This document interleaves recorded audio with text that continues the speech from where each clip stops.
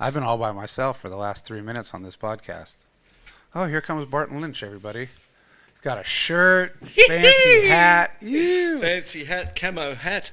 Hello, peoples. There he is. Ew. Welcome to the Stoked Bloke Show. Peter PK King and I'm here to help. Long time, mate. It's been a month or so. Yeah. You had some wild travels. We did, mate. Should I put the headphones on, you think? Yeah, you might as well. May as well. It just looks like a podcast when you do There that. you go. You know, that's we just got back from a trip visiting a Circle Pacific family trip to Australia, New Zealand, Tahiti, and then back to Hawaii. Must be nice having unlimited money, huh? Lucky for some points and lucky for credit cards because I've come home quite in debt.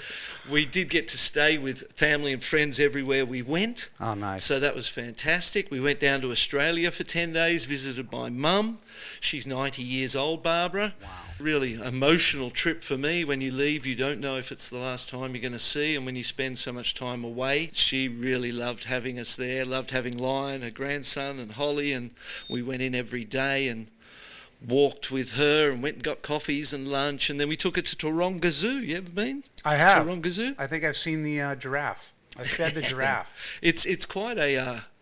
zoos are an interesting place, aren't they? Because you see all these caged animals, and there's that part of you that reacts to that, and then there's the fact that you get to see these animals and the respect and the opportunity to love them, and then in Yeah, sort I of... think it depends on the facility, right? Like if Yeah. they treat the animals with respect and care, and then, like you said, they're providing the opportunity where you would never get to feel that wild animal up close. And then you want to protect them. Then you value them because you've had that contact. They're not just something on television. So Yeah, I don't think we need performing dancing orcas. No. But I'll tell you, at SeaWorld, that's a good the sea lion and otter show is unbelievable. I did see Those the guys sea are lion having show. a party. Yeah, they are. They right? are, yeah. Oh. But I don't want to see an orca in a pit, dancing for a With a tutu. Yeah. Yeah, no, it's. But it's. The point is, they'll do anything for food. Mm-hmm. So will I. If we'll all do anything Won't we for all? food, and that was what I noticed in the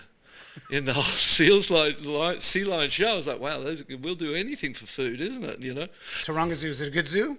It's a fantastic zoo. The view of Sydney Harbour, the thing that you recognise when you go back to Australia, there's a few things you recognise.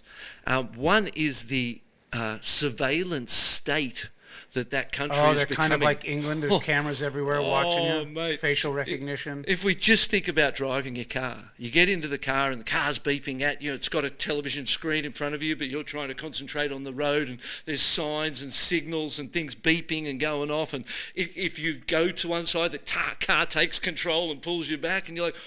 that in itself, to me, after driving a bomb car all my life, to go into one of them modern cars, I never want to drive one of them There's cars. a lot of people that just want old cars that Simple. are not connected.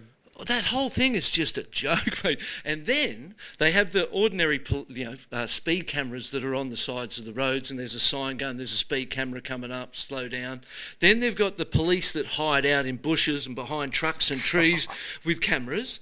Then they have the point-to-point speed cameras where they measure your speed from point to point, and if you've gone too fast, you get a ticket. Really? Then they have aerial speed speed surveillance that monitors you from the air. What is the point of just raping the public in fines because of the roadways? Why do they think that's the best way to just rape because they're money? keeping you safe. Oh, yeah. Yeah, keeping you safe. You need to be looked after. Did you feel safe? I felt so threatened. I felt like I was constantly looking over my shoulder waiting to get busted for something. I'm surfing Whale Beach, which is my home beach, and I'm looking up at the house where my dad, where I lived with my dad and we grew up, and I'm looking out to see where my dad's ashes are, and I'm telling my boy that this is, his roots, this is where we came from, and his grandpop's out there, he'll look after you in the ocean, And there's one guy at the wedge, and the three of us a little further down the beach. There's only 4 out in the whole beach, and fun little waves, and we see the guy at the wedge start paddling in, quite frantically. And the guy next to me brings it to my attention. We're like, well, I wonder what that is. Did he see something? And he gets a little whitewater and starts doing that with his hand. We go, oh, there's a shark. I go, okay, bub, let's just paddle in, mate. We're all right. It's all good, nice and slow. We paddle into the beach. That guy comes up. He's shaking, trembling. He says a great white just jumped up and fully breached, mouth open, 10 feet from him, splash into the water, which kind of was what got our attention, but we didn't really see that part. And people are running down from the car park going, whoa, did you see that shark? That was massive. And so we had that full encounter with a great white at Whale Beach. And I used to swim that beach headland to headland all the time. My dad created that open ocean swim race from Palm Beach to Whale Beach every January. And so swimming was a big part of it. But it definitely seems like, and from what I hear or came back to here too, a lot of shark sightings, a lot of... So are there more sharks in Australia now than there was? Well, I don't know if it's more sharks. My gut feeling is... Or they just want attention. Yes, they like want to social play. media. But I don't think they want to eat us. Right? That's a mistake. It's a mistaken identity situation, I think, ordinarily. And maybe the oceans have been largely fished out in a lot of ways, and so sharks are forced to come closer in, looking for food. I know at sunset every summer when the divers will come in and clean their fish on the beach before they take it home, within minutes, they haven't even finished the clean, and there'll be a shark swimming that shoreline. So they're looking for food, and you hope not to get in the way. And I have a relationship with Sharkbanz, and I've been wearing them for maybe how many do you wear? 3 or 4 years. I do. Do you double up? I'll tell you. Well, I'll tell you a story there too. I have doubled up when I surfed Sunset Point, about midnight on a full moon with a couple of mates. I had one on my wrist and one on my ankle that night. What was the one on your wrist for? Well, just the same magnetic. Oh, I guess yeah. But at the same time, there's no evidence that two's going to do better than one. Yeah. But I've had a lot of people reach out to me and say, hey, I know you got a relationship. I only wear them when I feel that if I'm surfing Kahana, or somewhere that's all chocolatey and they're talking about the tiger sharks, or I'm downwind foiling out to sea with Jamie and we're miles out, I wear them at those moments when I feel a little threatened. I never had that feeling before. I was talking to Ross Clark Jones yesterday, and he was like, we'd go to J Bay, to Margaret's, to all of those places, Ballina, all of that part of the world, different parts of the world, and you'd never think about them. Never came into your mind. So there is obviously much more activity, we know that. And more engagement, there's more surfers, there's more people in the water, there's going to be more engagement, interaction, engagement, so that goes on. But my mates at Sharkbanz have created a code that anyone can use. It's going to be active for a week, gives you 20% off, and the code is blfriends, all lowercase. So if you want to get yourself a Sharkbanz, you could go to their website, put in the code blfriends and get 20% off. Nice. So nice little offer for our viewers there. Was Australia sad when you left?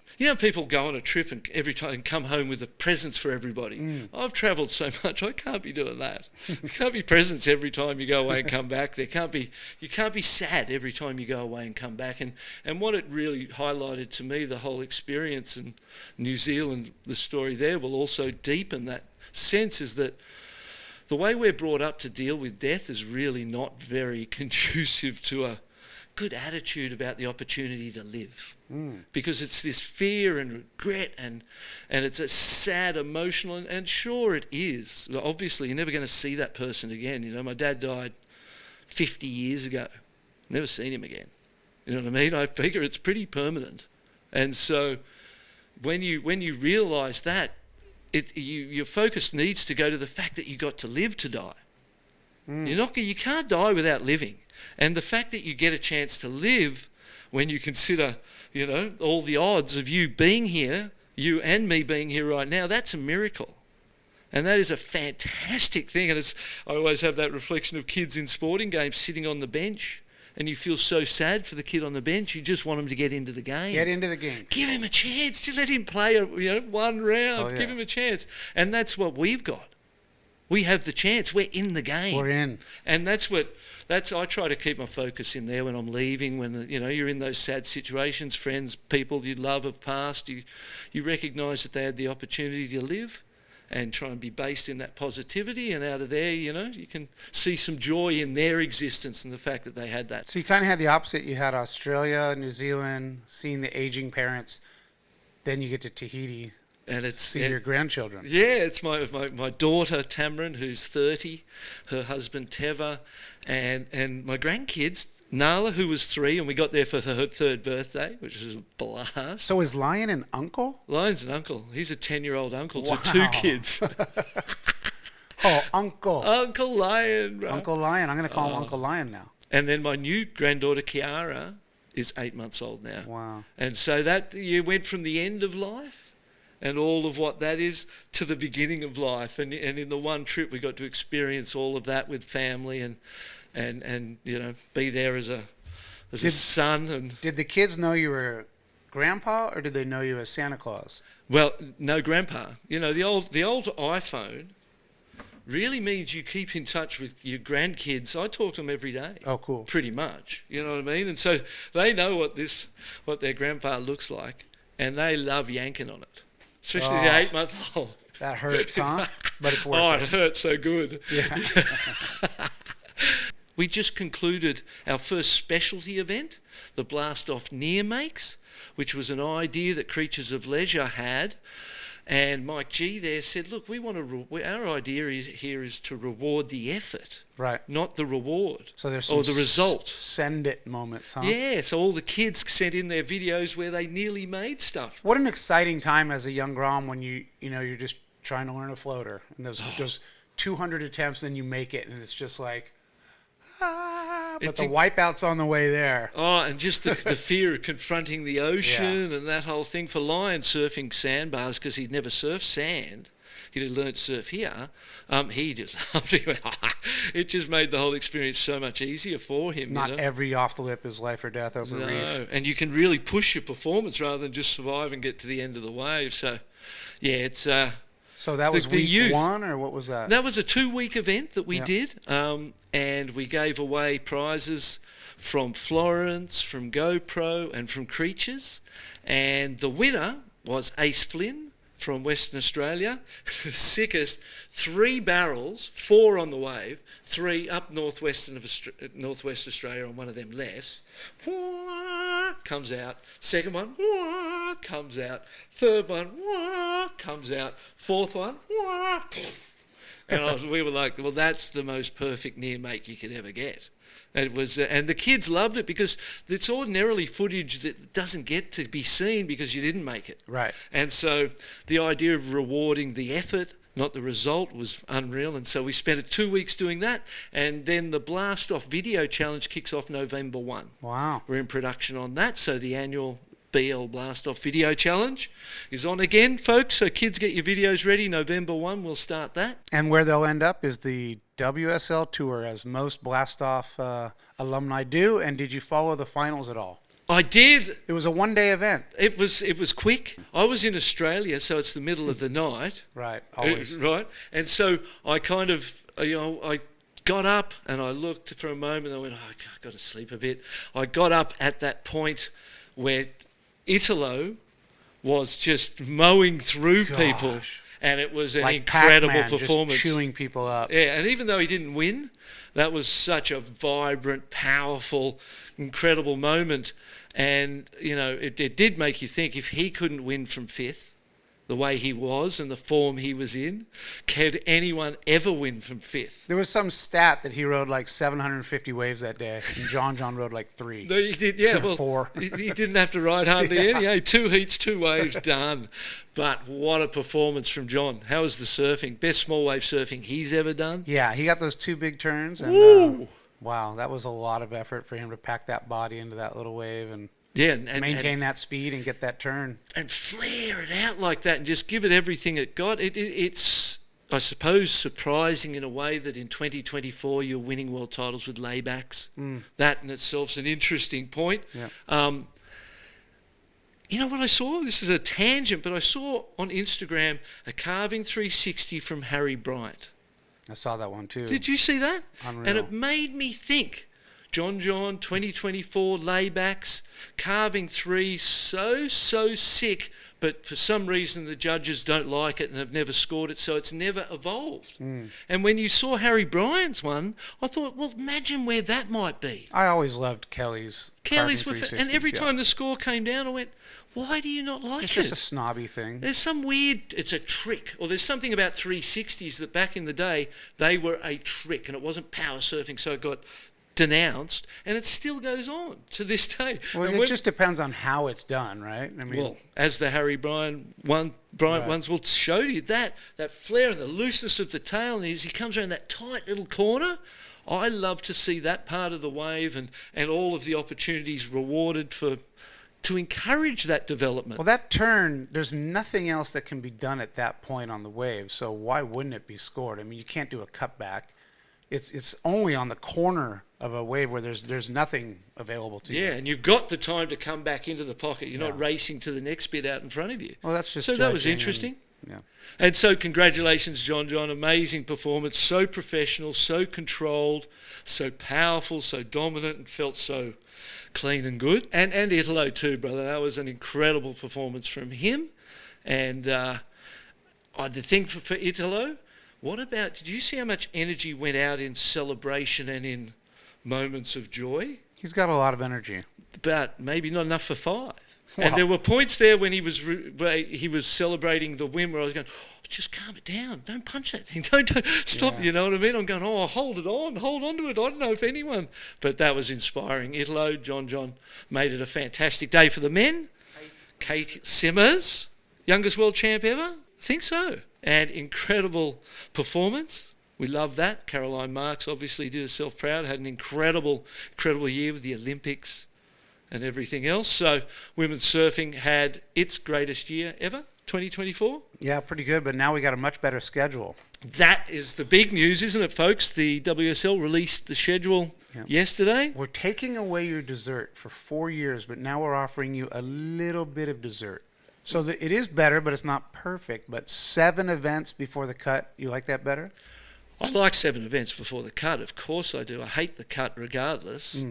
So like you said, it's like a teaser, eh? Yeah. You go, you can, kind Take something away and you go a little bit back. Yeah, and then you look at it and you go, I'm missing J-Bay, or I'm missing, whichever way it goes, you're missing something. So there's good venues. Did you see the venue list? Let's pull the venue list up and we'll have a little review of it. I thought it was fantastic. Here we go, ladies and gentlemen. Does Barton Lynch like the new schedule? I do like the new schedule. Schedule? Well, schedule. Schedule? It's got an H in there, right? It's an H. SH. How does SH go? There's just so many problems. Schedule? Schedule. I'll take you out to the sked and beat you. Shed. I deserve a beating. So the thing I like again, Pipeline. as you Right here. Yeah, I like that, but it's the first event of the year, and I don't like that. Me either. So switch Tabarua and pipe. just switch that up. Why is this Hawaii thing and having to start there and not recognising the value of pipeline as a commodity to their company and to their tour and to the whole thing? So again, it's like the 7 events and not 5 for a mid-year cut. It's better. It's not a mid-year cut, actually. It's a 3/4 year cut. Well, 7 out of 10 events, right? 12. 12 events. 12 events. Well, take away that final. Pipeline, Surf Abu Dhabi, I don't know. Peniche, Punta Roca, Bells Beach, Snapper Rocks and Margaret River. So 3 They're events in in Australia for 7 months. No, but it's a long time It's a if you're long not time, mate. Australian. What an advantage for Australia. And 10-day windows. Yeah, there's no WCT flying home, surfers. is there, quickly between events That's or whatever? crazy. Yeah. They're back on that. That was what it always was, though, right? Yeah, that's what it always Snapper, was. Bells, Margaret. Trestles after Margaret River, Sakwarema, Jeffreys Bay, Chopu and Cloud Break. So Margaret's the cut still. 4, 5, 6, 7, 8, 9, 10, 11. 7 of 11. They're all good venues, Yeah, huh? they're all good venues. We both like the idea of there being an event in a wave pool, and Abu Dhabi as a geographic location. Pretty And cool. as you said, with changes to the wave and it looking more high performance, what I noticed was the World Longboard event that was there. I can't believe you noticed that. I like it. Made it look It looked like longboards went fantastic at that wave. I think Surf Abu Dhabi's great, and then all the usuals in there largely, you know, and great to see J Bay in there, and Cloudbreaker's the finishing. If I switch Cloudbreak and Pipeline, and you know, times of years obviously, but I would think that schedule is maybe the best schedule ever. You know, if you switch Pipe and you put Cloudbreak and Pipe was at the end, then that's maybe the best tour we've ever seen. There's great waves. They've gone to the best locations at the right times, and who wins good luck to them.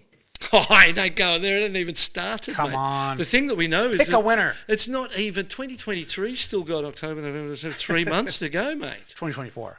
Oh yeah, they're 2024. Whew. We're not even near the end of 2024. We're not even into the winter. These guys have a ridiculous 6-month break. Yeah, exactly. That is a bad idea, but whatever. Well, but it's giving the opportunity for the longboards to shine without competition. Nobody needs and that. The Challenger Series as well is shining at the moment. Sally Fitzgibbons wins in Irasira. She is the best competitor in 4-woman heats in the world. And if they ever, she'll go in the man. I mean, she's great. She's a super talent. And she's doing the best surfing she's ever done in her life, and she continues to improve. And like Kelly Slater, as she ages and we think, oh, it's over, she just keeps coming back and re-qualifying for the CT. So congrats to Sal on that as well. That's a big deal for her. That QS/CS qualifying thing is just brutal. It costs just as much as CTs to travel and stay. Yep. You don't get a deal on airfare, car rental, and hotel just because you're on the CS. Oh, you're on the CS, it's half price for you. The prize money's half price, but yeah, exactly. And then the QS, it's just brutal. But I mean, that's amazing. The people who've already locked in. Alejo's back on. You know, there's some Sammy Pupo. Sammy should have stayed on anyway, but great surfer. Yeah, it's just I can't believe Haleiwa is not on tour. It's just brutal. But that's what happens in the absence of the World Championship Tour finishing at the end of the year and the World Champs being decided. Then is that it's over. No one's even talking about it, and we've just visited it because we've been absent for a long time from the podcast. But it definitely leaves a gap at the back end of the year that really doesn't feel that interesting from a professional surfing point of view, and from pumping content out into the world of people digesting surfing. Right, but at least we focus on that Harry Bryant 360 and the stuff that we see on the internet. You know? And the free surfing and the stuff we do see on the social media is amazing. Yeah. I love it. And people go, don't get your news from social media. What about it when it's social media and it's the person telling you it from their own mouth? All right, why not? I think we can believe that. What's ahead for winter, mate? What's a New Earth project? What have we got on the table? You know, what's the plans for this winter? Right here, anchored at Pipeline. Yep. We don't know if there's a Vans event this year, that specialty event that they do. I know they have the permit, but we don't know if they're doing the event in December. Okay. But we do know once January hits, we've got the Backdoor Shootout, and we've got a little special announcement on the New Earth Project team. Bethany Hamilton will be competing for us right out here, along with Kelly Slater, Koa Smith, and Kai Lenny. In the Backdoor Shootout. Got, a couple alternates just depending on the situation. But Bethany has a very reasonable view of it out here. She's going to look at it like Carissa did. Yeah. And if it looks like a go for her, she's out there. She's looking for 8 to 12 foot west swell. She wants a big barrel. She's in the Backdoor Shootout a couple of years ago. Is she the gnarliest surfer in the world? Potentially. She is the gnarliest surfer in the world. At least the potentially. And the most committed and the most heartfelt, and someone who loves it so much that they will not let an injury of that magnitude, losing an arm. 4 children, 1 arm. And then losing that arm to a shark that you have to confront that fear every other time you go back in the ocean. Like, she is a superwoman. Yeah. And that's a great addition to the team. Yeah. You'll be judging that event. And I'll be judging that event for Uncle Eddie. No bias, because it's not allowed. You'll get slapped if you have any bias. No, mate. We're told, and we know that they want us to judge for the gnarliest, heaviest stuff. Yeah. Doesn't need to be made, doesn't need to be completed, it's not like one of them airs where they land it and they're paddling the white water and they give them a 2 because they go, it wasn't completed, and you go, wow. It's about the magnitude of things. So I'm looking forward to that. And then the season ahead's going to be a good one. We're looking forward to getting barreled. can't wait to surf, and we've had good little waves so far. So hope you're getting good waves wherever you are in the world. Thank you for watching. Thank you to A New Earth Project for all the support. Thank you to you, PK. Good to be back. We'll be more regular now we're home. And thank you for tuning in.